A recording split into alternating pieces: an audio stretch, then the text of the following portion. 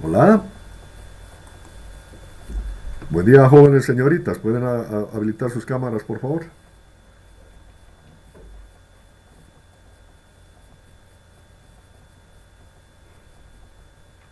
Un buen día, ingeniero. Buenos días Natalia. Ahí está Wilson, que es de los demás. Mamá, está Cruz, la señorita Verónica, Manuel Julián, bueno. Eh, ¿Por qué hago habilitar? Porque tenemos que irnos acostumbrando a tener contacto directo, ¿ya? Cuando ya esté dando mis clases, efectivamente la teoría, bueno, ahí podrán apagar su cámara. Pero mientras hablemos, por favor, van a habilitar su cámara. No quiero estar diciendo, encienda su cámara fulano o sultana, etcétera, etcétera. Por favor, ¿ya? El trato, o sea, yo sé que las clases son virtuales, pero tenemos que estar acostumbrados a un contacto. Aunque sea virtual, tenemos que estar en contacto. Porque yo también apagaría mi cámara y estaría solo mi voz dando, no, hasta es una falta de respeto. Entonces ustedes tienen que ir aprendiendo también ciertas normas de comportamiento como profesionales. Ustedes en 3 años ya van a ser ingenieros y tienen que saber comportarse como profesionales. ¿Ok? Bueno, bienvenidos. Esta es la materia de Sistemas Materiales 1. Hasta el momento creo que están 42 en clase. Es una materia muy importante, no porque la diga yo sea mi materia, sino que el mismo nombre lo dice. La ingeniería civil se basa en lo que es construcción con materiales. Y si a los materiales no los conocemos en detalle, no sabemos cómo manejarlos, no seríamos ingenieros civiles. En esta materia se va conociendo todas las bases para el diseño de todas las estructuras, de hormigón, de acero, suelos, asfaltos, ladrillos, todos los elementos estructurales que intervienen en una estructura. Y eso es lo que vamos a conocer.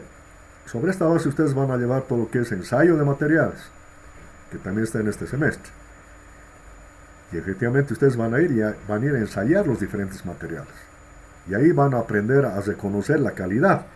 Porque cuando ustedes vayan a una obra tienen que saber con qué tipo de cemento van a trabajar, con qué tipo de arena, o qué ladrillo les están trayendo, o qué acero les están dando. Y cómo van a probar si está bien o si está mal. Eso es lo que vamos a aprender. A calcular las tensiones y a saber también reconocer o verificar cuál tiene calidad, cuál es recomendado para un elemento estructural, ¿no? Esa es la base de la resistencia de materiales. También tiene como nombre mecánica de materiales. Al final es más amplio, porque van a ver los libros, no solamente resistencia de materiales, más bien los últimos libros más es de la mecánica de materiales. Y esa mecánica de materiales no solamente es para la ingeniería civil, es para todas las ingenierías que tienen que diseñar estructuras. Vale decir, tenemos los diferentes elementos estructurales también que se fabrican en ingeniería mecánica. Los mecánicos trabajan con motores, trabajan con estructuras metálicas y también llevan esta materia para poder conocer a sus materiales. O sea, los conceptos son generales a nivel mundial. La bibliografía que les voy a dar efectivamente es una bibliografía general y cualquier bibliografía, cualquier libro de resistencia de materiales o mecánica de materiales es no solamente válido, no sirve. ¿Ya? Eso por un lado. Por otro lado, la materia es muy amplia. El día de hoy vamos a empezar con la teoría. Y ustedes van a ver hasta el mes de junio, a fines de junio, que tenemos que terminar, no vamos a, nos va a faltar tiempo. Entonces, cada día es un nuevo concepto. Como es razón si ustedes son nuevos. Entonces, si van a querer eh, estudiar de aquí a 1 o 2 semanas lo que hemos llevado ahora, se van a ir a olvidar.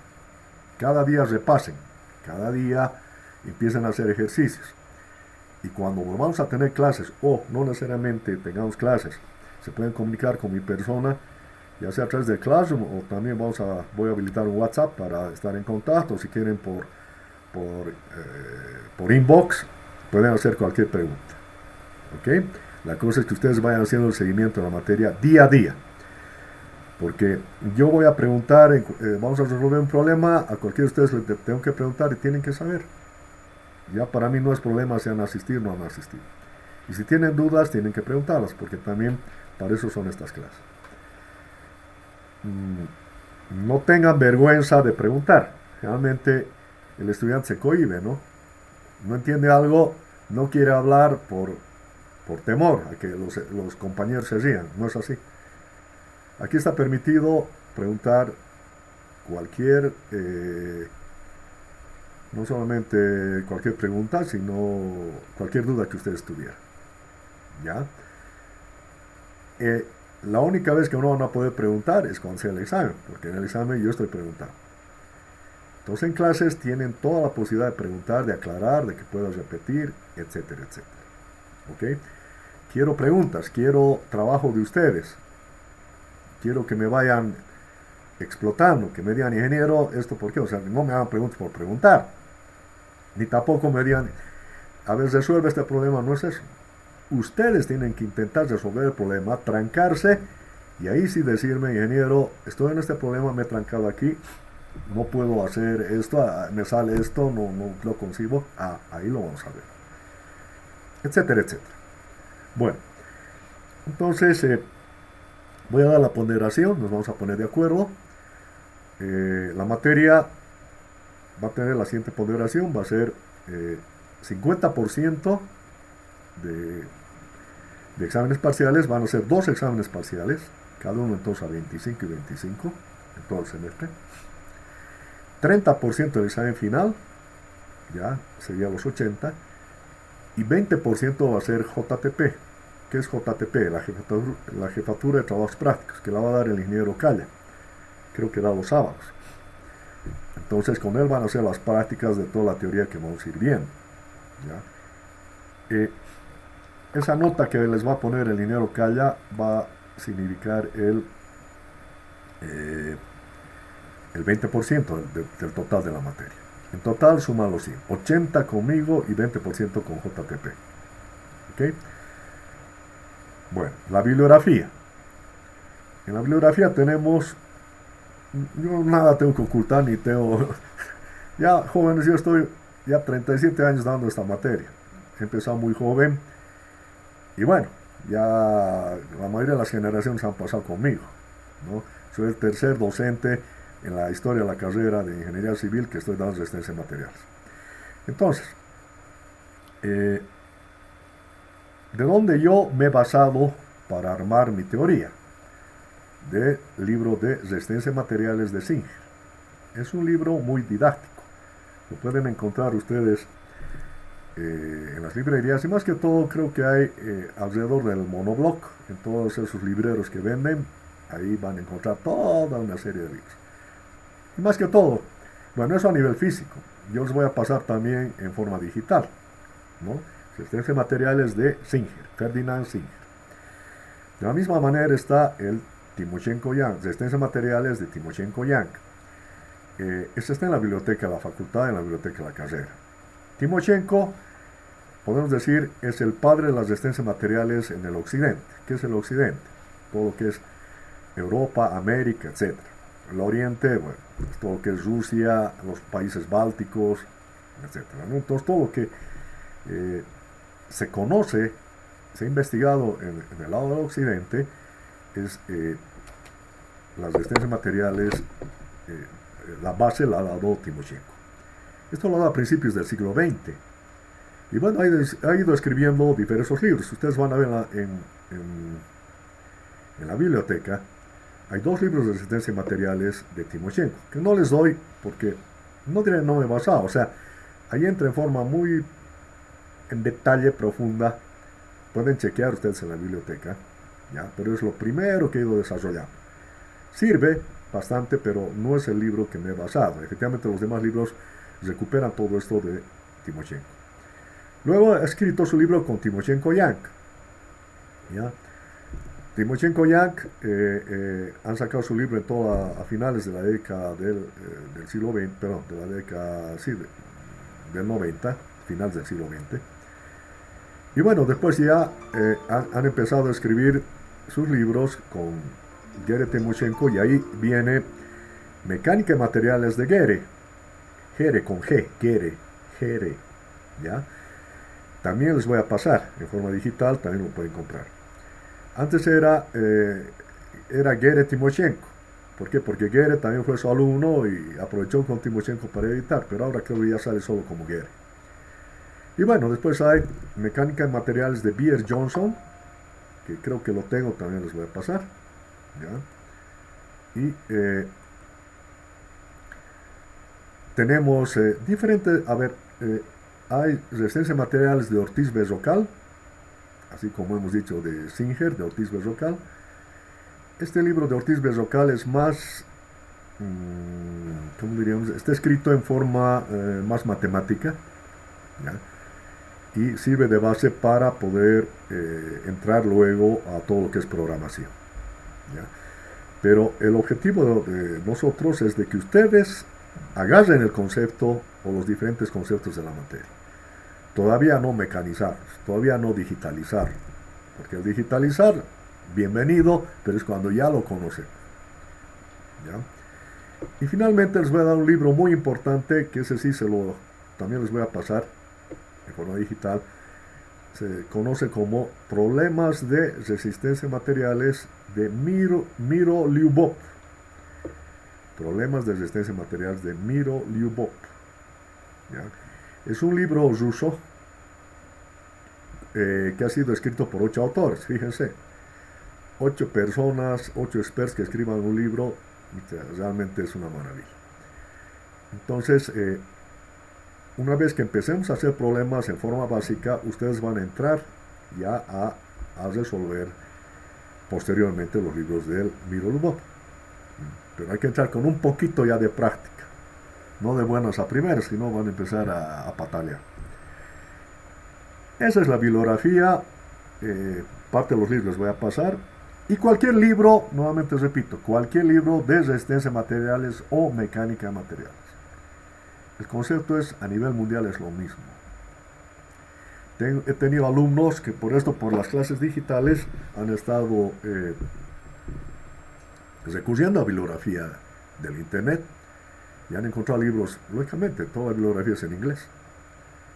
Y alguna vez me decían, ingeniero, este tema, por ejemplo, he sacado y creo que no coincide con lo que usted nos da. Y he revisado, de hecho, es lo mismo. Solamente la nomenclatura está cambiando y se ha explicado. O sea, en ruso, en chino, en inglés, resistencia a materiales o mecánica de materiales es lo mismo. Y ustedes lo van a ver. Todo libro es bienvenido y bueno, lo único que tienen que hacer es repasar día a día, hacer ejercicios, de esa manera van a manejar la materia. Algo más, no van a terminar de ver los problemas. Yo hasta ahora, en 38 años que estoy, no termino de ver los problemas. Y no me preocupa.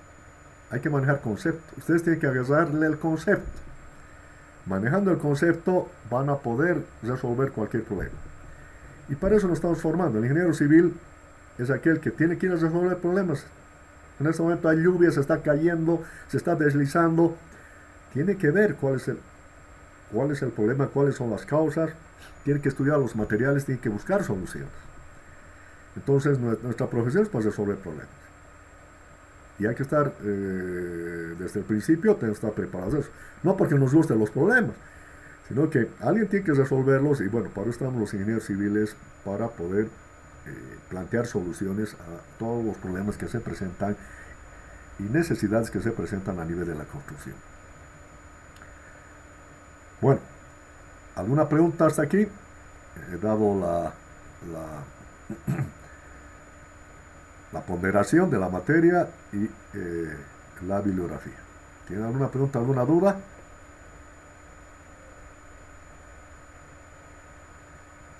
¿No hay preguntas? Bueno, lo que voy a pedir es participación joven, señor.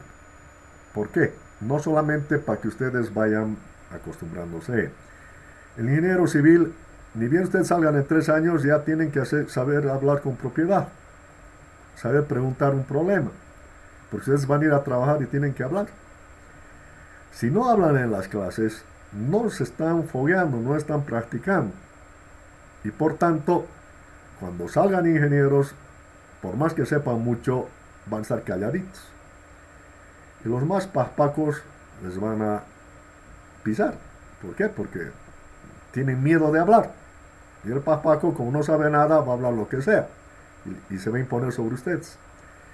Entonces tienen que irse acostumbrando a preguntar, a hablar, a participar. Voy a pedir eso en principio. Bueno, ¿hay alguna pregunta que tuvieran? Activen su micrófono para poder hacer cualquier pregunta. ¿Tiene alguna pregunta, Verónica Viracocha? Sí, ingeniero, tenía la consulta de si nos va a dar el temario de la materia. ¿Perdón? O el temario, ¿no es cierto? La lista de temas. Bueno, el programa hemos entregado ¿qué se llama? A la carrera. Les va a hacer llegar de todas las materias, ¿no? De todas maneras, igual, no tengo problema de compartir con ustedes el programa, ¿ya? Se los voy a adjuntar. Y bueno, más que todo, ya aprovechando la pregunta, ¿qué es lo que contempla Resistencia de Materiales 1? En sí, Resistencia de Materiales contempla Resis 1 y Resis 2 en 2 semestres. Es una materia que está dividida en 2 partes. La primera parte se refiere a todo lo que es el diseño, el dimensionamiento de un elemento estructural. Si ustedes tienen una viga, un elemento estructural cargado, lo vamos a resolver y vamos a dimensionar. ¿Qué significa dimensionar? Le vamos a dar dimensiones, vamos a calcular de qué dimensiones debe ser para que ese elemento estructural funcione. ¿Ya? Ese diseño va a estar basado en las 4 solicitaciones que existen, que vamos a ver a continuación. La de tracción, perdón, la normal, la de corte, la de torsión y la de flexión. Esas son las 4 solicitaciones. Resis 1 va a contemplar solo el diseñar bajo esas 4 solicitaciones, dimensionar por esas 4 solicitaciones. Y Resis 2 contempla el cálculo, es complementar ese diseño, es el cálculo de deformaciones que se producen para limitar las mismas. O sea, un elemento estructural no es suficiente con que lo dimensionemos, lo diseñemos, sino que tenemos que verificar las deformaciones que se van a presentar. Entonces ahí completamos nuestro diseño con el cálculo de deformaciones que lo van a ver en Resis 2. ¿No? Entonces Resis 1 es el dimensionamiento de las piezas. ¿Alguna otra pregunta? Bueno, no hay más preguntas, entonces voy a entrar ya a compartir con ustedes el primer tema. Un momentito.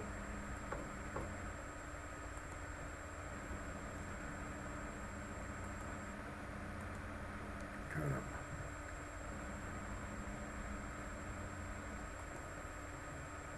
Voy a compartir con ustedes.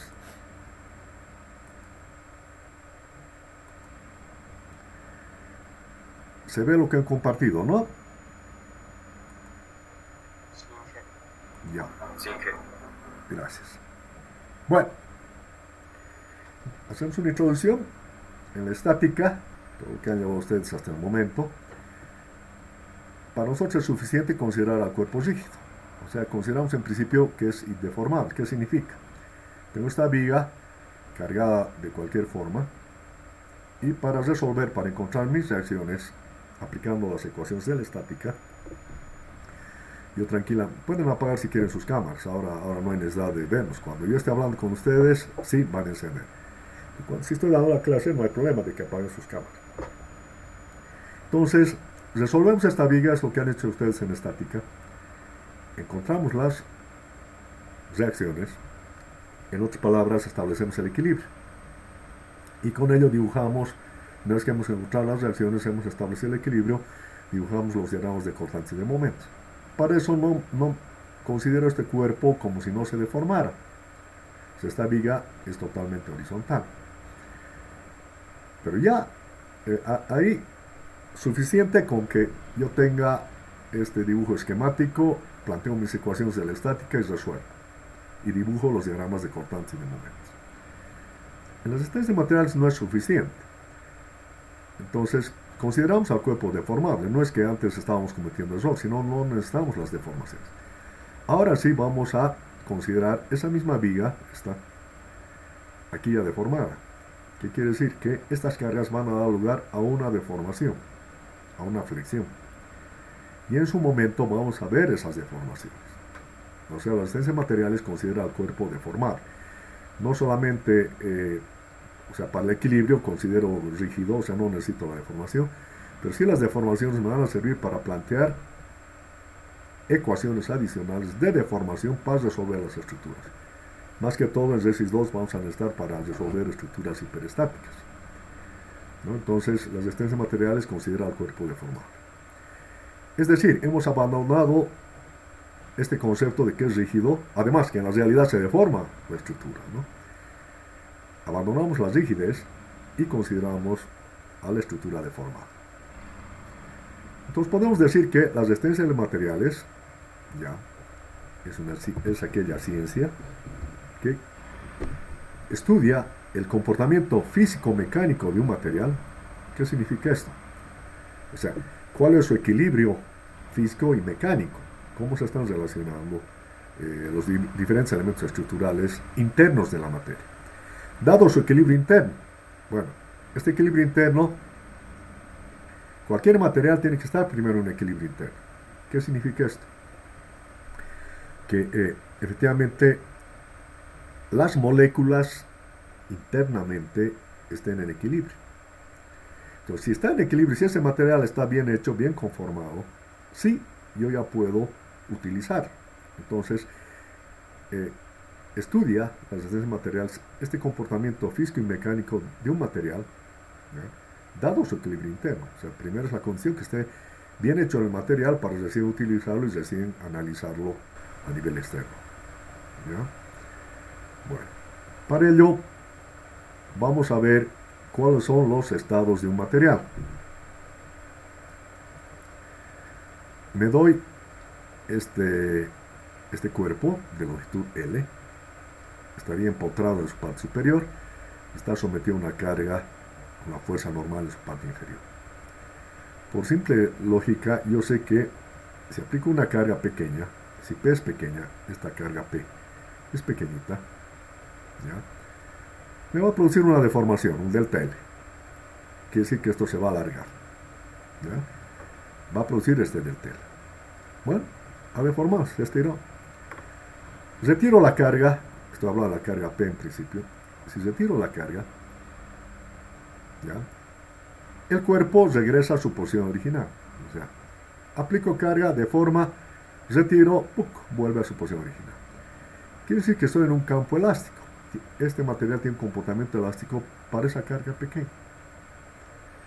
Bueno, ahora voy a aplicar ahora una carga P sub 1 mayor a la anterior P. Me va a producir la deformación del TL1. Aquí ya le estoy diciendo. Aplico P1, esta. Se estira del TL1, llega hasta aquí. La retiro.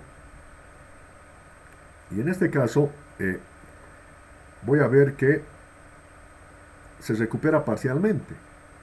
¿Ya? Antes, en el primer caso, por la carga P, se recuperó totalmente. Y estaba, por tanto, el campo elástico.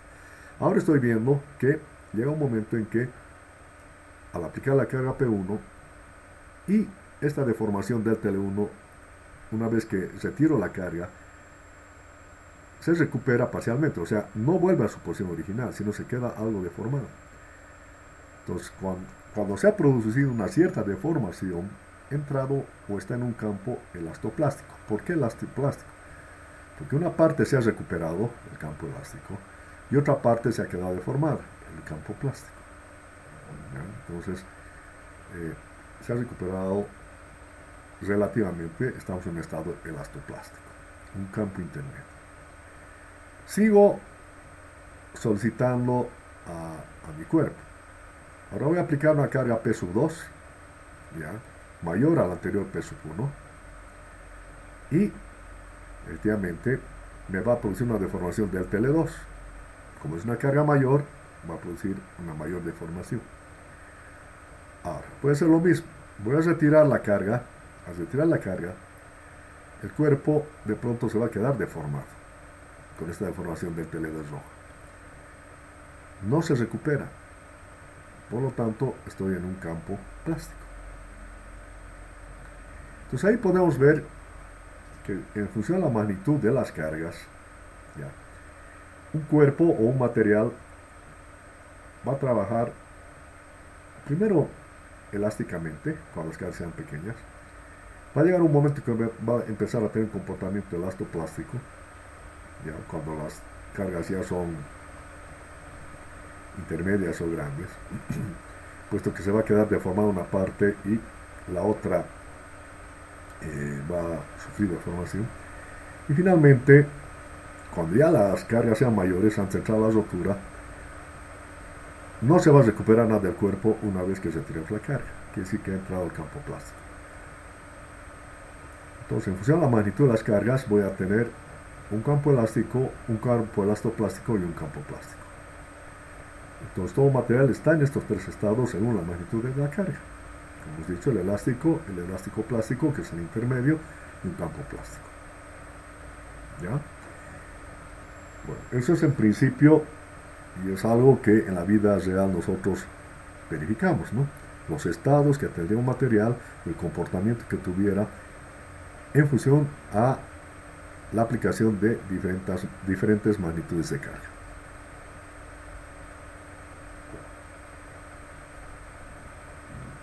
Seguimos.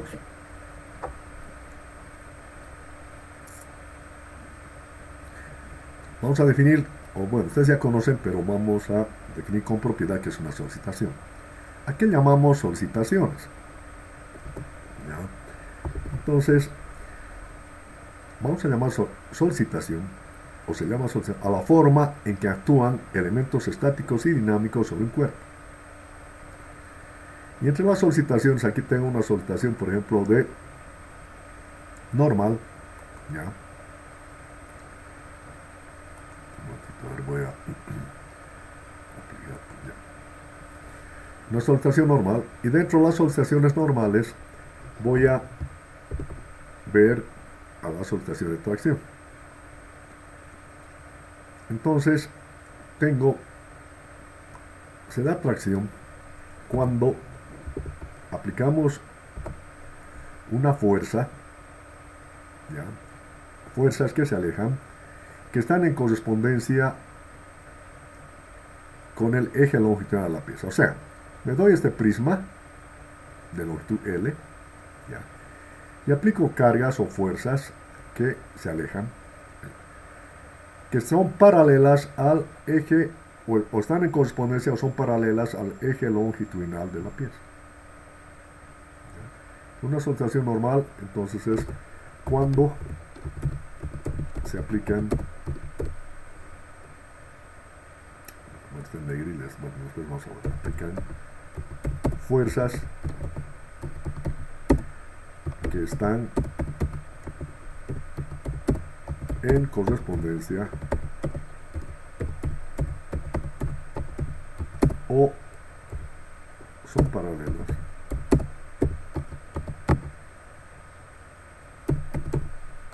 al eje longitudinal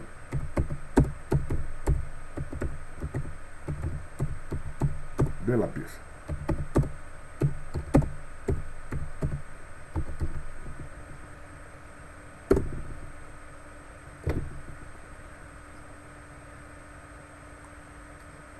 Bueno, entonces este es mi cuerpo, estoy aplicando fuerzas que están en correspondencia con este eje longitudinal o son paralelas al eje longitudinal de la pieza. Es una solicitación normal. Y la solicitación normal va a ser de tracción cuando las fuerzas se alejan.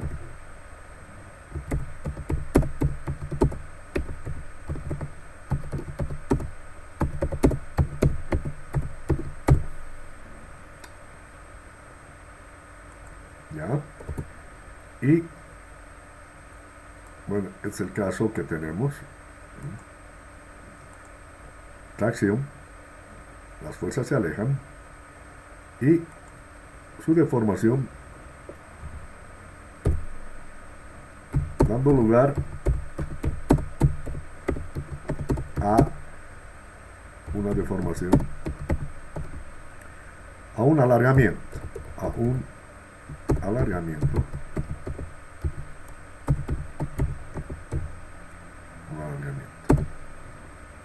del tele, ¿no?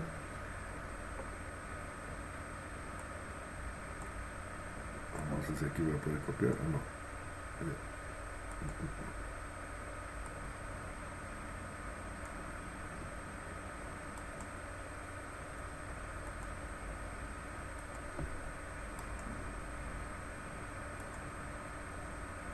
Alargamiento del tele. Ya.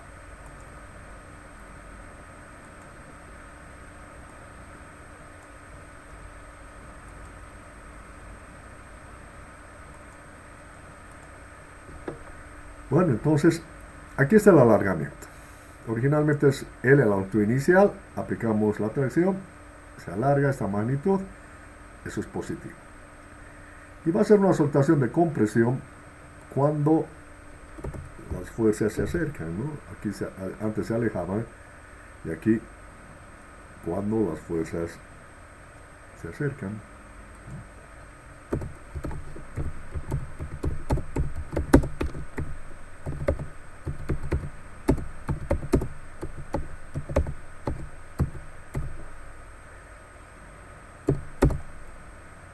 Y su deformación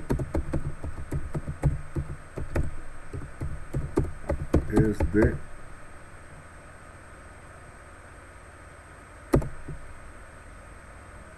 acortamiento. Aquí el formato me está 14.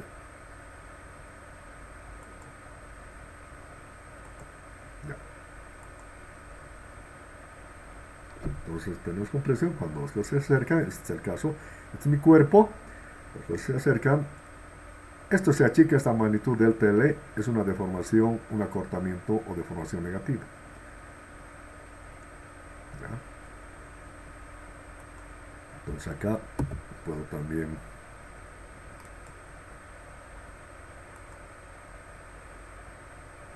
del TL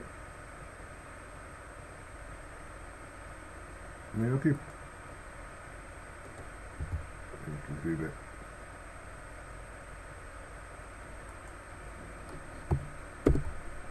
va cambiando el formato. Aquí ya todo me ha cambiado.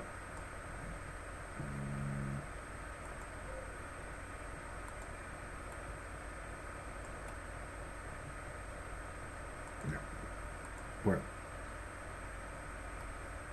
Bueno, eso es sencillo, ya lo conocemos muy bien. Soltación normal, cuando se aplican fuerzas que están en correspondencia con el eje longitudinal de la pieza. Es de tracción si se alejan, ¿ya? Y me da un alargamiento o deformación positiva.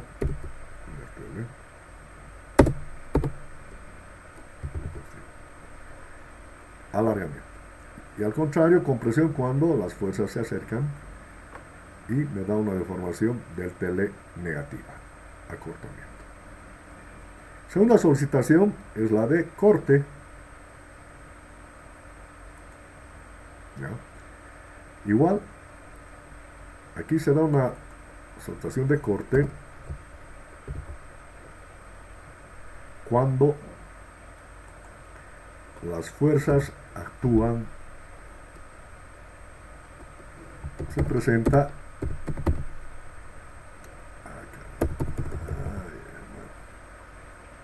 que el formato todavía no. Eso diré escribiendo efectivamente formato todavía, ¿no? Se presenta cuando las fuerzas son perpendiculares al eje longitudinal de la pieza.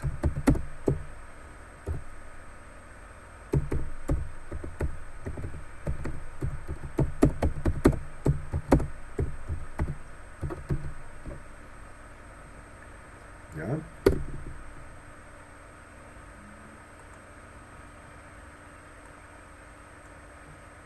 Bueno. Entonces, aquí tengo mi pieza, mi cuerpo de longitud L. Ahora están actuando fuerzas perpendiculares a este eje longitudinal. Y me da lugar a una deformación que se conoce como distorsión, dando lugar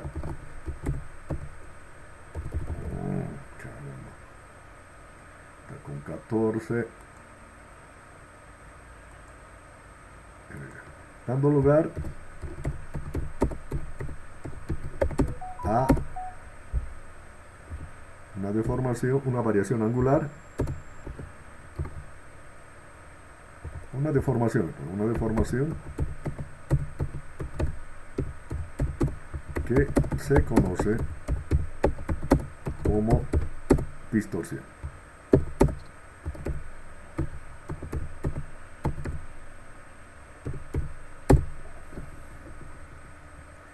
Si ustedes se dan cuenta, si exageramos la deformación, sería esta,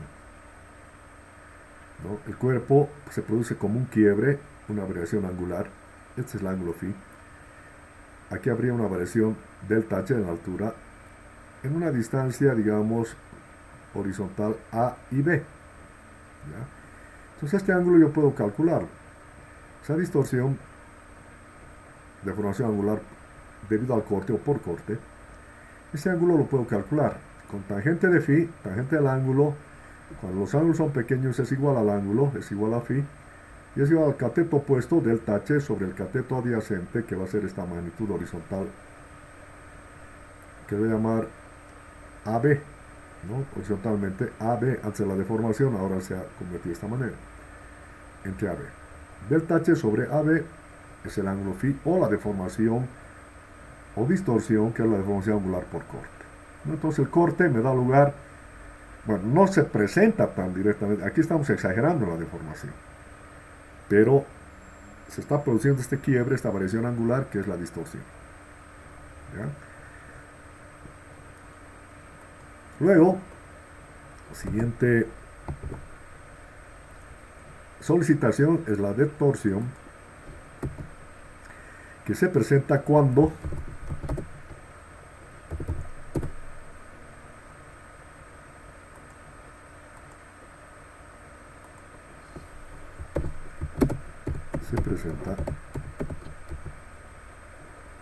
actúan momentos que están contenidos en planos perpendiculares al eje longitudinal de la pieza. Se presenta cuando actúan momentos que están contenidos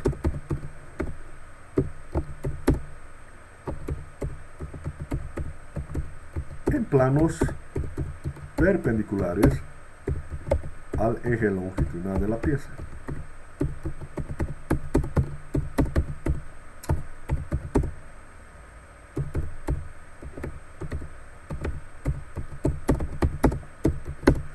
Pues aquí hemos dibujado ya el cuerpo del espacio.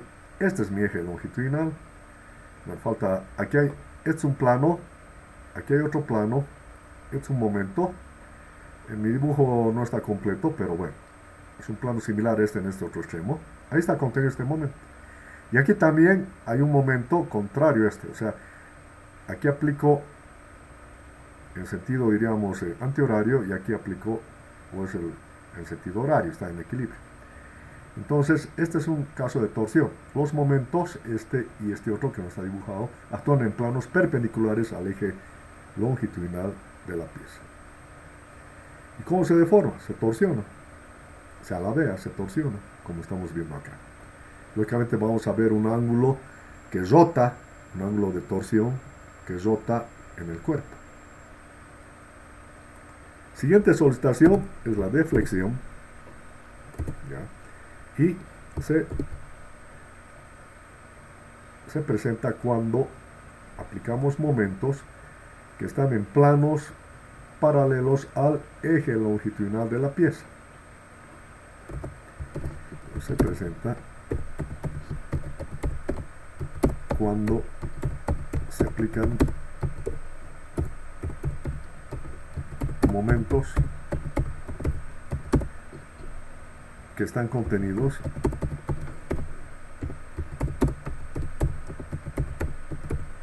planos paralelos al eje longitudinal de la pieza.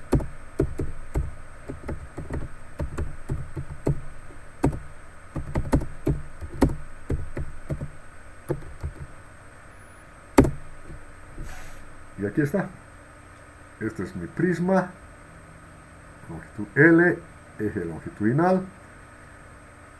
Tengo dos planos en los cuales están contenidos momentos, donde estos planos son paralelos al eje longitudinal de la pieza. Entonces ahí se da flexión. ¿Cuál es la deformada? Es esta flexión, esta curvatura que se presenta debido a este momento y este momento. Y si originalmente tenía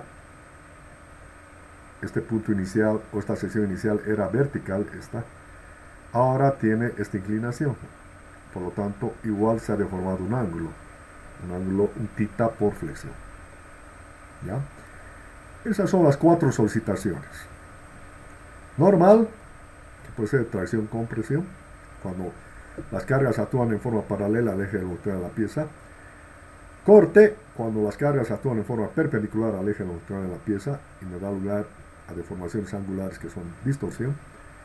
Torsión, cuando aplicamos momentos que están contenidos en planos perpendiculares al eje longitudinal de la pieza, me produce un ángulo de torsión, una rotación en la sección. Y de flexión, cuando aplicamos aplicamos momentos que están contenidos en planos paralelos al eje longitudinal de la pieza. También hay una deformación angular que se conoce como deformación por flexión. ¿Alguna pregunta hasta aquí? En la palabra, ¿está claro? ¿Qué dice?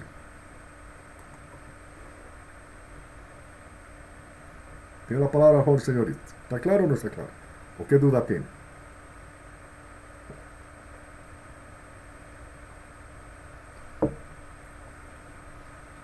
¿Qué ha pasado? Está claro, ingeniero. Ya. Bueno. Tiene que haber interacción. Si les pregunto, respóndanme, por favor. Bueno, estando claro, continuamos. Tenemos las 4 solicitaciones. Y también, bueno, el día de hoy vamos, y mañana vamos, porque las clases también estamos pasando martes y jueves de 10 a 12, son 2 horas. Y los miércoles de 4:30 a 6:30, también 2 horas. Ustedes me dirán, ¿por qué tanto? La materia es amplia, jóvenes. Y como les he dicho, el último día de clases vamos a estar al filo terminando. Es muy amplio este. Por eso no tienen que perder tiempo, tienen que ir estudiando, tienen que ir leyendo. Entonces, hoy y mañana vamos a pasar teoría y a partir del jueves ya vamos a empezar teoría y problemas. Estamos dando los conceptos. Hemos dicho lo que son solicitaciones. Ahora vamos a ver cuáles son los principios generales de las resistencias materiales. Las resistencias materiales tienen principios en los cuales basa su comportamiento. ¿Ya? Este comportamiento se da en un sólido, que como hemos visto consideramos que es un sólido ideal, es elástico, y sus materiales presentan propiedades son homogéneos, de homogeneidad, continuidad e isotropía. O sea, es un sólido elástico ideal. ¿Ya? Es homogéneo. Bueno, en la realidad no todos o casi ningún material es homogéneo. Los que más se pueden acercar a ser homogéneos son los metales, ¿no? Porque responden a una fundición en forma en base a ciertas composiciones químicas y presenta una cierta homogeneidad. El acero, por ejemplo, se coloca lógicamente el hierro, el azufre, el oxígeno, el manganeso, etcétera, en diferentes proporciones, lógicamente mucho más, 90 y tanto % de hierro, y al mezclarlo, al fundirlo, es totalmente casi homogéneo. Existe continuidad entre sus partículas, entre sus moléculas, o sea, está totalmente unido, y es presenta la isotropía, es isótropo. ¿Qué es un material isótropo? A ver, eso lo han visto en física. ¿Qué es un material isótropo? ¿Quién me dice? ¿O no han vencido física? Tantas física llevamos, física 1, física 2, física 3, y física 1 ya llevamos. ¿Qué es un material isótropo? Hasta en colegio hemos llevado, ¿eh? Es un material que tiene idénticas propiedades. Sí, no dice su nombre, igual propiedad en cualquier dirección. Es un material ideal, ¿no? O sea, un cuerpo isótropo, y por tanto un material que tiene isotropía, es aquel material ideal digo porque no existe en la realidad, pero tendemos eso, donde las propiedades, perdón, son las mismas en cualquier dirección. Un momentito. Me he de abrigar un poco porque está medio fresco esto y con el virus que está en nuestra sociedad, pues están cayendo todo el mundo. Yo me he librado, gracias a Dios. Y bueno, hay que abrigarse, hay que cuidarse.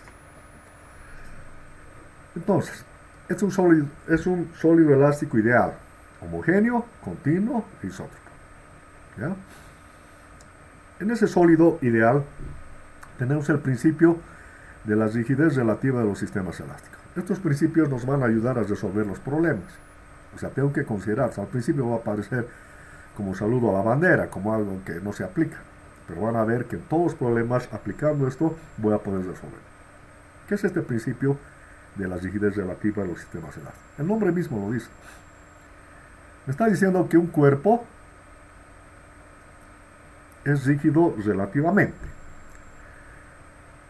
¿Cómo lo tomamos en cuenta? Considera que al aplicar un sistema de fuerzas, exterior de fuerzas, en este cuerpo, por ejemplo, compuesto por 3 alambres, y aquí hay una carga P, este sistema de fuerzas, la forma de este sólido, antes de la deformación son estas líneas continuas, después de la deformación son estas líneas segmentadas. ¿Ya? La forma del sólido no varía en forma significativa, ha variado muy poco si usted se da cuenta, esto que está segmentado. Entonces, ¿qué es lo que se considera? Se consideran las deformaciones principales y se desprecia las deformaciones secundarias. Por eso estamos hablando de una rigidez relativa. A ver, en este cuerpo, antes de la deformación, son estas 3 barras en este nudo O. Después de la deformación, este nudo O ha pasado a ocupar esta posición O1, se ha deformado de esta manera. Esta barra se alarga esto otra también. Hay ¿cuáles son las deformaciones? Este delta 1 que le estoy llamando. Esta barra, ¿ya? Si hago centro acá y tomo como radio esta longitud y trazo esta perpendicular, o si quieren trazo un arco, que es esta perpendicular, tengo este punto F. ¿Ya? Entonces, y con lo que se ha alargado, ha llegado hasta este punto O1. Entonces, al trazar este radio, ¿cuál es mi longitud inicial? Es esta y es esta misma, por el radio que trazado hasta aquí. ¿Cuál es la deformación? De aquí a aquí. Esto es lo que se ha estirado, que es este delta O. Lo mismo es en este otro, trazo su perpendicular, igual voy a tener aquí un delta, como es simétrico, va a ser lo mismo, delta O.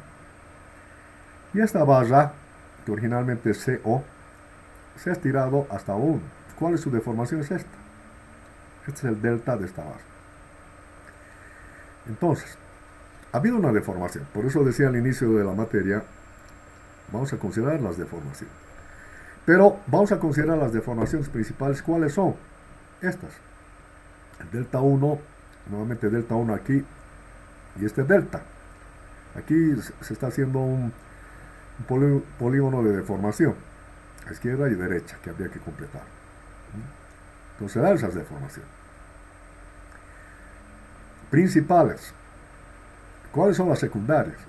Estos ángulos. Aquí tengo alfa, que está formando estas dos barras, y este alfa, que estas otras dos. Entonces, si este alfa viene aquí, pero ha variado un poco. Al estirarse, estas deformaciones, como van a ver, son tan chiquititas, son a veces 1 por 10 a la menos 2 milímetros. Eso no es nada, no se nota. Pero influyen y afectan. Las principales las consideramos, tanto delta 1 como delta. De las angulares, que sería esta es este alfa menos un delta alfa, porque se ha cerrado este ángulo, ¿no? Al estirarse, aquí esto ahora está un poco más cerrado que este otro. Es un alfa menos un delta alfa. Pero ese delta alfa es tan pequeñito que lo despreciamos no por flojera, sino que al considerar el ángulo aquí como alfa menos delta alfa, no influye en el resultado final, no afecta. No tenemos la necesidad de hilar tan fino, no por flojera, sino porque no afecta. Entonces trabaje yo con alfa menos delta alfa, voy a llegar a los mismos resultados. Si hago tangente de alfa aquí, cateto opuesto sobre cateto adyacente, la variación es mínima porque la variación es delta alfa pequeñita. Entonces, en resumen, se consideran las deformaciones principales y se desprecian las secundarias. Aquí, en este polígono, se está considerando este delta 1 y este delta. Y acá, estos ángulos, tanto aquí como aquí, los vamos a seguir considerando como alfa, como si no hubiera variado, pero estamos despreciando el delta alfa, que no afecta al resultado final una vez que considere a los mismos, ¿no? Entonces por eso lo estamos despreciando. Entonces ese es el principio de la rigidez relativa. Validamos o consideramos las deformaciones principales y despreciamos o no tomamos en cuenta las secundarias. ¿Cuáles son las secundarias? Las pequeñitas. De la misma manera, tengo el segundo principio, el de la superposición de efectos. Aquí voy a cambiar de número. Ya.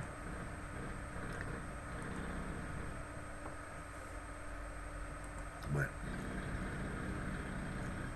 Superposición de efectos. Este principio es aplicable a todos los sistemas en los que las relaciones entre las fuerzas exteriores y los desplazamientos son lineales. ¿Qué significa que son lineales? Que tienen un comportamiento elástico, y por tanto su carga versus deformación tiene un comportamiento lineal. Principio de la superposición de efectos. Tengo la estructura, la viga con sus dos cargas, ¿ya? La carga puntual, la carga distribuida, una carga de momento. Hago el equilibrio, obtengo las reacciones. ¿Pero qué me dice este principio? Me dice que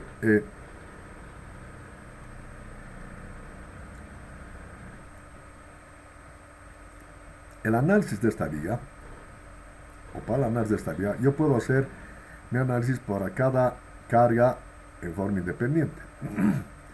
Aquí, por ejemplo, estoy analizando solamente para la carga P, aquí solamente para la carga Q, y aquí solamente por el momento. ¿Ya? Entonces cada una va a tener diferente deformación, diferente comportamiento. Pero si sumo estos tres estados de carga, obtengo este estado de carga final. Entonces el campo elástico me permite que yo pueda analizar en forma separada y luego superponer o sumar. Entonces aquí puedes poner lo que consiste, ¿no? Consiste en aplicar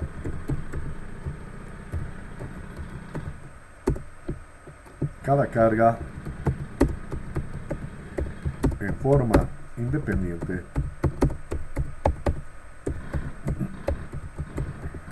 a la estructura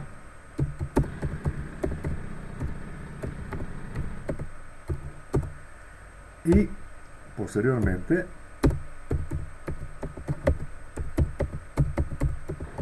sumar o superponer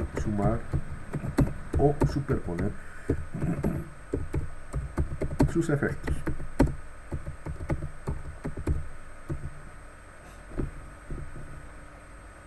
¿Ya?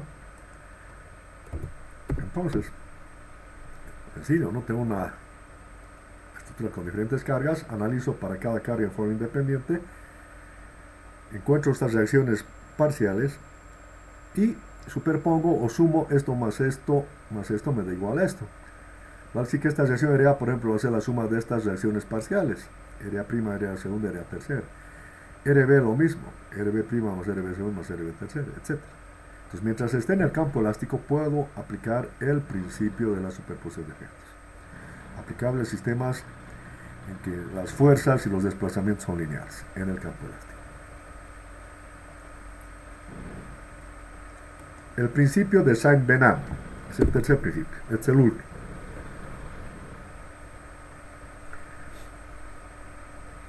En este principio me dice que, bueno, esto vamos a ver cuando ya definamos qué es una tensión. Pero aquí nos da.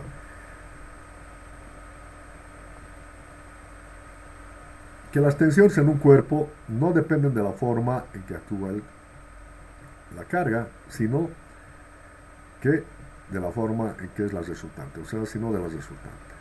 Bueno, no se comprende un poquito. Esto lo voy a explicar, me hace recuerdo que estaría pendiente una vez que defina lo que es tensión. ¿Ya? Entonces, tenemos tres principios, de los cuales la rigidez relativa ya está claro, la superposición de efectos también, y la de Saint-Venant, que voy a completar una vez que hagamos a qué llamamos tensión, cuáles son las propiedades, etc. Bueno, ¿alguna pregunta hasta ahí? ¿Está todo claro? ¿Ah?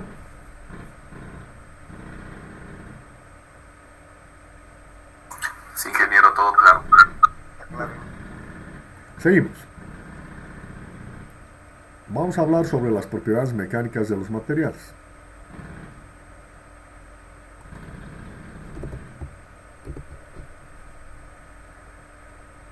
Primero, ¿a qué llamo tensión? ¿Ya? ¿A qué definimos o conocemos como tensión? También se conoce, ustedes van a ver en los libros, la tensión se conoce como esfuerzo, como fatiga.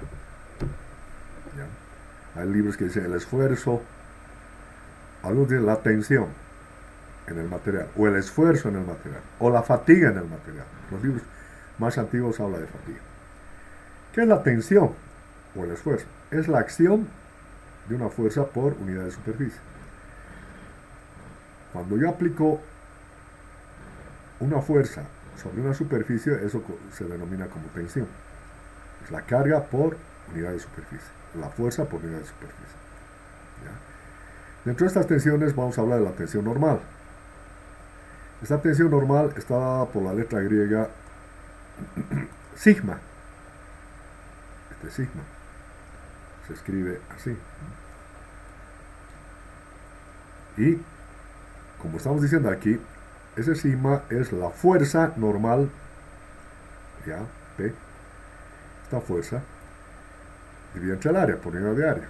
O sea, esta fuerza dividida entre el área que está actuando. Esa es la tensión normal. Fuerza por unidad de superficie. Fuerza normal, o sea, la perpendicular a esta sección, y entre el área de la misma. Las unidades son, si estamos en el sistema métrico, es la fuerza en kilos, el área puede estar en centímetros, milímetros al cuadrado. En el sistema internacional, la fuerza está en newtons, el área sigue en el sistema métrico, puede ser metros, puede ser centímetros, puede ser cuadrados, ¿no? O milímetros. En el sistema inglés, tenemos la libra como fuerza y tenemos como área la pulgada al cuadrado. Y bueno, el newton sobre metro cuadrado es pascal. Entonces, vamos a trabajar con las unidades, con todas las unidades correspondientes. Generalmente yo estoy trabajando con estas unidades, no porque no pueda trabajar con newtons, sino que tenemos más idea. Por ejemplo, 0,5 kilonewtons, una bolsa de cemento.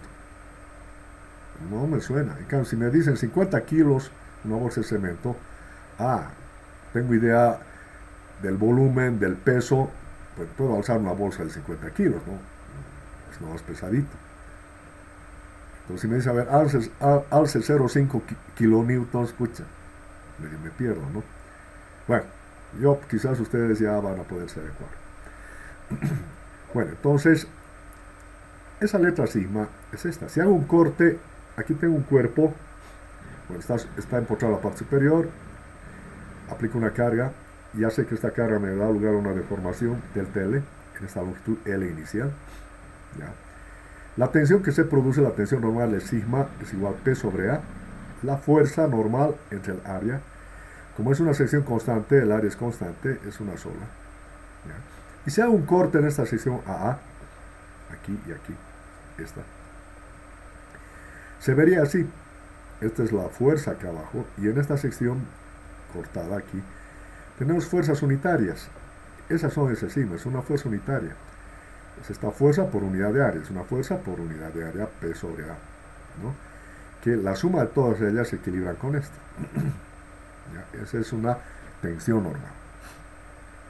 Esa tensión normal sigma, que es P sobre A, me da lugar a una deformación unitaria, que está dada por la letra griega epsilon. ¿Ya? Esta, epsilon. ¿Y cómo es esa deformación unitaria? No es nada más que... Caramba, ¿qué pasó? Se me ha perdido. A ver, un ratito. ¿Qué pasa con mi archivo?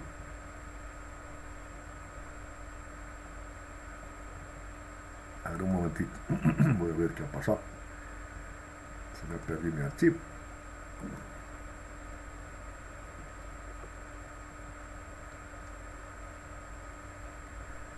El Word aquí se me ha... Voy a tener que volver a abrir. A ver.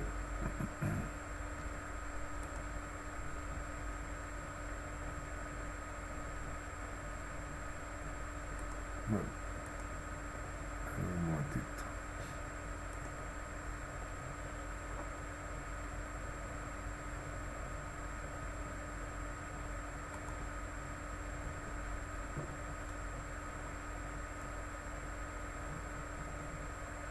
Creo que se me ha desconfigurado. A ver, voy a recuperar un cachito.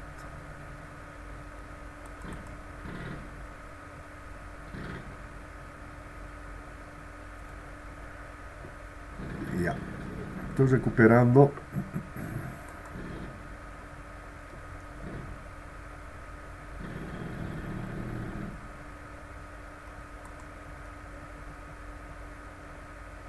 ¿Qué pasó? Me salí.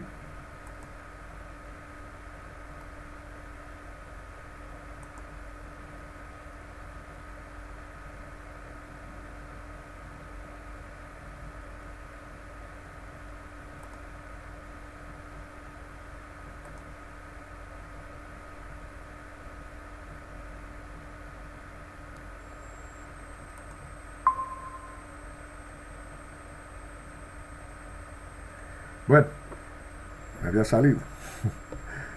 Ya, he recuperado todo lo que modifiqué escrito. Bueno, ya luego voy a volver a corregir. Voy a presentar de nuevo, voy a compartir con ustedes.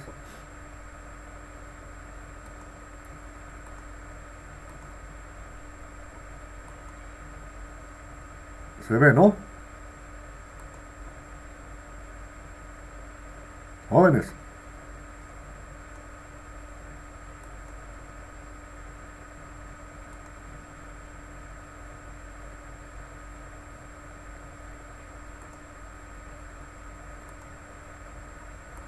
Mi micrófono se había cerrado también. Bueno, he recuperado, voy a compartir con ustedes nuevamente. Estaba hablando y no me contestaban. El micrófono también se había bloqueado. Esas son las sorpresitas que nos da a veces la tecnología, ¿no? Bueno. ¿Se ve, no? Sí, ingeniero, se ve, ingeniero. Ya. Bueno, estamos aquí.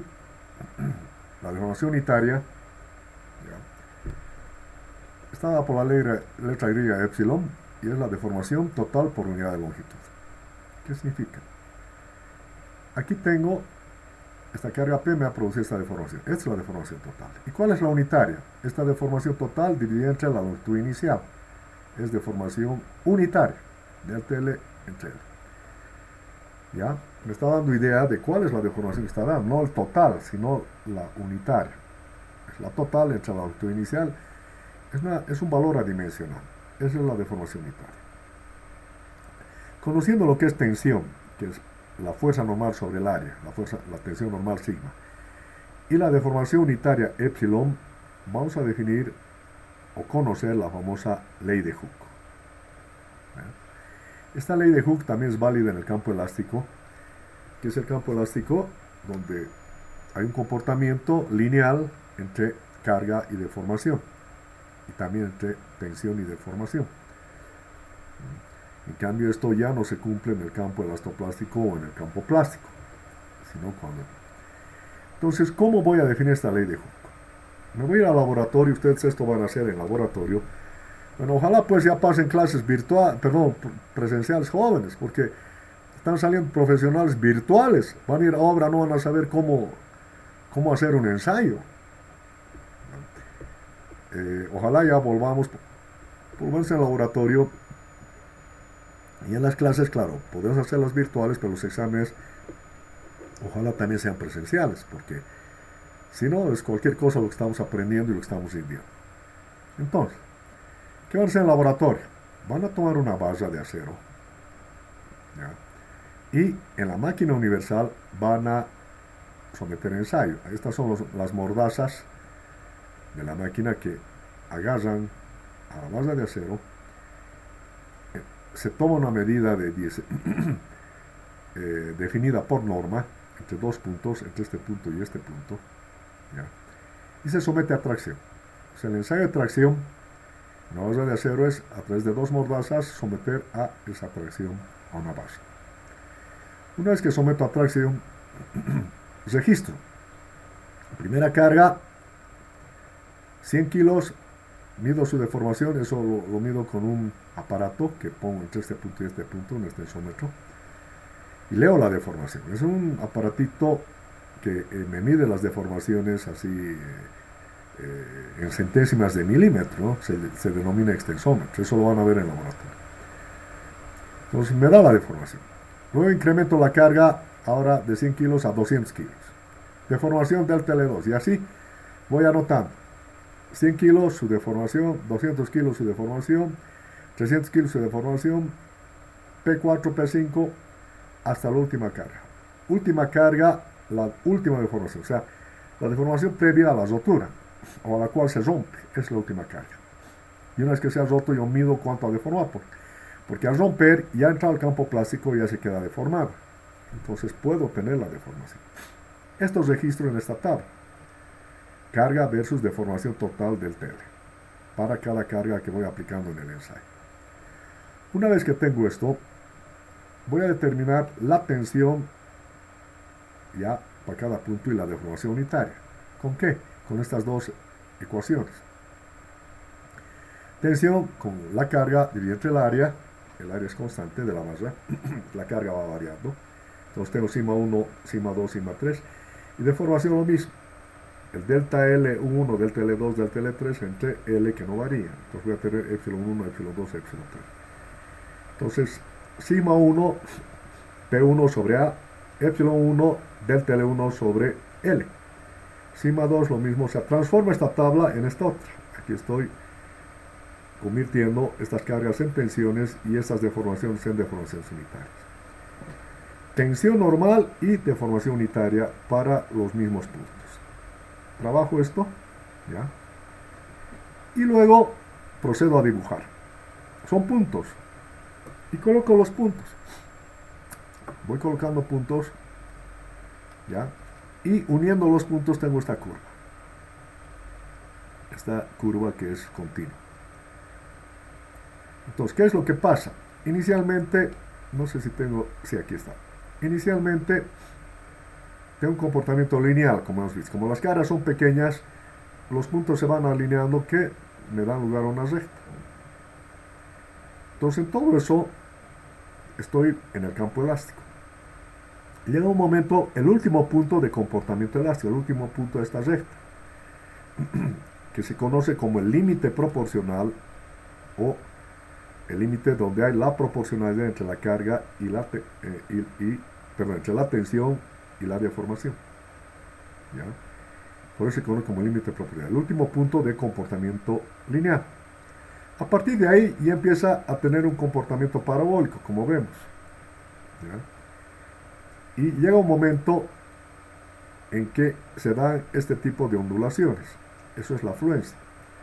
Entonces, en este punto donde tengo límite proporcional, tengo la tensión proporcional. Leo. De ese punto, esta es su tensión. Ya cuando empieza a tener un comportamiento parabólico y se dan estas ondulaciones, en ese punto tengo la tensión de fluencia. ¿Ya? Como su nombre indica, se da la fluencia, fluye el material.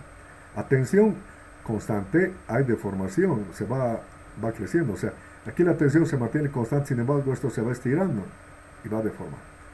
Pero llega un momento en que para esa deformación, sigo estirando la carga y nuevamente recupera y sigue subiendo la tensión.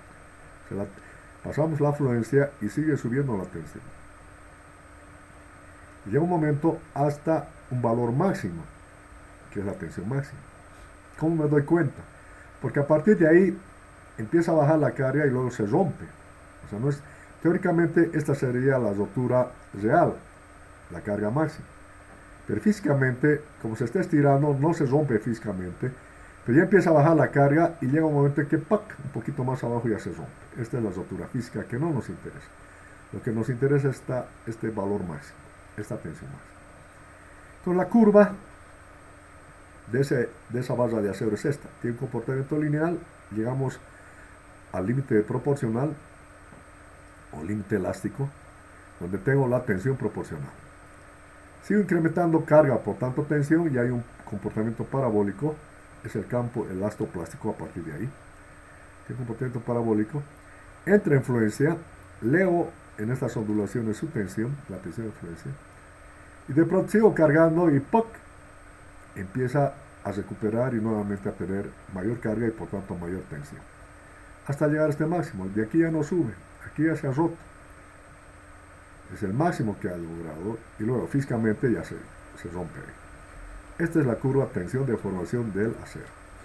Que eso está dibujado acá, en esta curvita. Nuevamente esto es la parte lineal. Aquí tengo el límite de proporcionalidad o la tensión proporcional. Luego está un poquito aquí la fluencia. Esfuerzo de fluencia. Claro, aquí debería estar así dibujadas las ondulaciones, pero está recto. ¿Ya? Luego adquiere nuevamente resistencia hasta llegar a esta tensión máxima, o esfuerzo último. Y esto es la rotura o fractura. Como hemos visto, este es el comportamiento lineal y aquí ya viene el comportamiento elastoplástico. Aquí hay plasticidad, extinción, hay diferentes comportamientos que los vamos a ver en detalle más adelante. Esta es la curva tensión-deformación. En función de esto, lo que nos interesa es trabajar en este campo elástico, en este campo lineal. Las resistencias materiales en su 90, por no decir 95%, en su casi 90 y tantos por ciento, trabaja en el campo elástico. O sea, para nosotros es un cuerpo ideal, un sólido elástico ideal, su comportamiento, cargo, deforma, retiro la carga, vuelve a su posición original. ¿No? Todo lo que estamos hablando, todas las teorías que estamos haciendo es para este área, para este campo. Para el campo elastoplástico es otra teoría que en su momento vamos a considerar. Entonces solamente estamos en el campo elástico. Si este es el campo elástico, esta es mi curva o recta o línea. Y esta línea recta tiene un ángulo y por tanto una pendiente. Ese ángulo le voy a llamar alfa. Aquí voy a poner alfa. No está en mi dibujo, pero con la horizontal esto va a ser alfa. Y puedo sacar el ángulo con la tangente. Y para un punto cualquiera, si pongo un punto acá, tangente de alfa, este punto va a tener un sigma y va a tener un épsilon, ¿vale? Sus coordenadas son sigma y épsilon. Entonces, para tangente de alfa va a ser ese sigma, este cateto opuesto, y el cateto adyacente va a ser este otro. Entonces, sigma sobre epsilon, para un punto cualquiera. La ordenada sobre el ápice. Entonces, tangente de alfa es sigma sobre epsilon. Como es constante, el ángulo va a ser el mismo. Va a ser constante. Esa va a ser la pendiente. Y esa inclinación o esa pendiente se conoce como E. Y E es el módulo de elasticidad longitudinal o módulo de Young. ¿Ya? Bueno, E. Esta inclinación o la pendiente de esta recta de la curva tensión de formación de esa barra de acero, esa pendiente es E, es la tangente del ángulo. El módulo de elasticidad longitudinal o módulo de Young. Y de ahí despejo, esta es una constante, ¿no? El sigma. Yo puedo decir que el sigma es directamente proporcional a la deformación unitaria. ¿Cuál es el factor de proporcionalidad? El módulo elástico, o módulo de elasticidad longitudinal, módulo de Young. Esta es la famosa ley de Hooke. ¿Ya?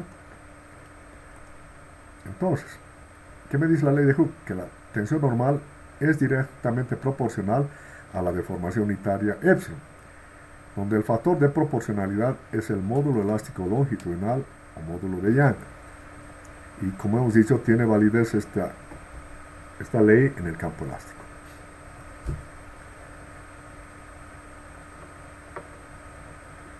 Donde, efectivamente, alfa es el ángulo formado por la línea recta del diagrama de tensiones en el campo elástico. ¿Ya? E es el módulo de Young con módulo de elasticidad longitudinal, como hemos dicho. Sigma es igual a E por epsilon. Ahí está el epsilon. Y bueno, esta es la famosa ley de Hooke. Ya sabemos que el epsilon es delta L sobre L y la tensión es P sobre A. Entonces, en principio el epsilon es delta L sobre L, reemplazo aquí y voy a tener E por delta L sobre L. O sea, la ley de Hooke o la fórmula de Hooke, tensión directamente proporcional a la deformación, la escribo de esta manera: E por delta L sobre L. Y puedo despejar de aquí la deformación del L. Va a ser sigma por L sobre E. ¿Ya? De la ley de Hooke puedo conocer la deformación. Y también sé que el sigma es la fuerza normal sobre el área. Entonces reemplazo N sobre el área, el sigma, por L sobre E. Entonces de Hooke obtengo estas deformaciones. Y la ley de Hooke es que la tensión es directamente proporcional a la deformación unitaria. El factor de proporcionalidad es E, el módulo de Young o módulo de elasticidad longitudinal, que es la pendiente. ¿Ya? Esta es la pendiente de la línea recta. Esa es la famosa ley de Hooke. ¿Alguna pregunta hasta ahí? ¿Dudas que tuvieran? ¿Está claro?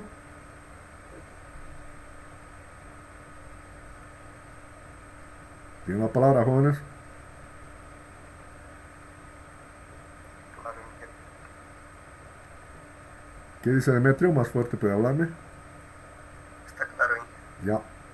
está claro, ingeniero. Sí. Bueno, creo que muy comidito doy, ¿no? Pero prefiero dar comidito a que no haya dudas. Pero tampoco que esto abusa, ¿no? Bueno, hoy vamos a avanzar hasta ahí. Ya mañana vamos a continuar con la materia. Básicamente, lo que hemos visto es la introducción, ¿no? Que era la resistencia de materiales, etcétera.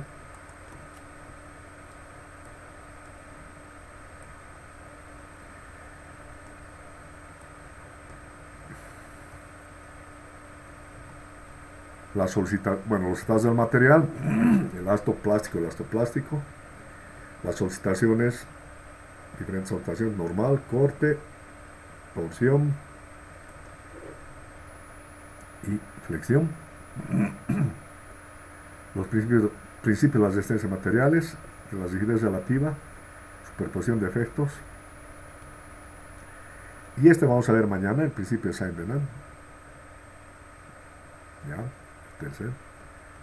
Y la famosa, bueno, las propiedades mecánicas de los materiales, que es una tensión normal, que está dada por sigma, que es P sobre A, que es una deformación unitaria, que es del TL sobre L, deformación total sobre la longitud inicial. ¿Cómo encontramos la ley de Hooke? Con el ensayo de tracción. Hemos hecho esta gráfica y de esa gráfica hemos encontrado este ángulo, que es la pendiente, y con eso hemos determinado la famosa ley de Hooke, que me dice que la tensión es directamente proporcional a la deformación unitaria. El factor de proporcionalidad es el módulo de elasticidad longitudinal o módulo de Young. Ese módulo es la tangente o pendiente de la curva tensión deformación en su parte elástica, que es esta recta. Esa inclinación es el módulo de elasticidad longitudinal. Hasta ahí quedamos el día de hoy. ¿Alguna otra pregunta, duda que tuvieran respecto a la materia, respecto a lo que hemos avanzado hoy? Tienen la palabra, activen sus cámaras, vayan activando sus cámaras. Ya les he dicho, me gusta hablar cara a cara. ¿Alguna pregunta que tuvieran? ¿Duda? ¿Qué es de Jason Beisaga? Ah, ahí está. ¿Qué es Edgar Pagli? Edgar Pagli Mamani. ¿Está presente? Edgar. Ah, está apareciendo. Es que tengo que estar atento, si no voy a poner falta. ¿Ya? Y cuando voy tomando lista, a veces no tomo todo el tiempo. Ahí me doy cuenta quién está participando, quién no. Y toda esa relación me sirve al final. Cuando a veces necesitan un puntito, bueno, ayudo, pues digo, ha estado en clases, por lo menos ha mostrado atención, todo. Pero si veo cuando el llamado no está, no, mejor ni hablen conmigo. Ya, o sea, no es que se recomienden, sino que tienen que estar presentes jóvenes aprovechando la clase. Que es de Ariel Franco. Y Weimar ya lo ha tapado su cámara. ¿Qué está pasando, Weimar? ¿Estás a oscuras? Está oscuro aquí, Inge. Ahí, encende tu luz, caramba, che. Bueno. Ya, ¿alguna pregunta que tienes sobre la materia o lo que hemos avanzado el día de hoy? ¿Está todo claro? ¿Cómo es Cintia? ¿Está todo bien? Sí, ingeniero. Ya. Les voy a mandar en el curso del día, aparte, como ya les he dado la bibliografía, algunos PDFs. Les voy a mandar también la grabación de esta clase. Nuevamente, eso es para que puedan repasar. Pero no para que se confíen y no estudien, porque cada vez voy a preguntar una u otra cosa y el que no me contesta no está al día. A mi lista negra, pues, jóvenes, ¿qué vamos a hacer? ¿No? Bueno, eso es todo por el día de hoy. Nos vemos mañana a las 4:30 de la tarde, ¿ok? Hasta mañana. Hasta luego, ingeniero. Hasta mañana, Inge. Hasta luego, Inge. Hasta luego, ingeniero. Hasta luego. Hasta luego, ingeniero.